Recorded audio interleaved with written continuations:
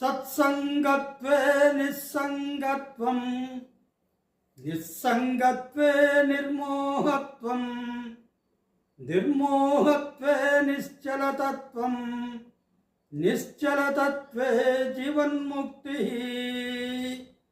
శంకరాచార్యుల వారు భజగోవిందములో చెప్పినటువంటి శ్లోకం ఇది. అంటే ఆయన దృష్టిలో, వారి దృష్టిలో సత్సంగత్వం అనేది జీవన్ముక్తికి బాట. ఈ అంటే ఏమంటారు? సత్సంగత్వే నిస్సంగత్వం. మనం సజ్జనులతో స్నేహం చేసామనుకోండి, మనకు మిగతా విషయాలపైన కోరిక ఉండదు. నిస్సంగత్వే నిర్మోహత్వం.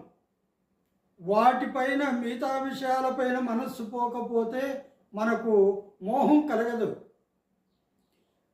నిర్మోహత్వే నిశ్చలతత్వం. ఏ కోరిక, ఏ మోహము లేకపోతే మన మనస్సు అంతా కూడా నిశ్చలంగా ఉంటుందన్నమాట.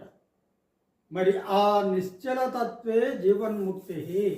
ఆ నిశ్చలతత్వానికి మరి గొప్ప విషయం ఏమిటంటే జీవన్ముక్తి అన్నమాట. అంటే ఇక్కడ ఏమిటంటే సత్సాంగత్యం అనేది మోక్షమునకు ద్వారపాలకుడు లాంటిది అని మనకు యోగ వాసిష్టంలో కూడా చెప్పారు. అందువల్ల సత్సంగం అనేది శంకరాచార్యులు వారు చెప్పింది జీవన్ముక్తికి బాట లాంటిది అని మనం అర్థం చేసుకోవాలి.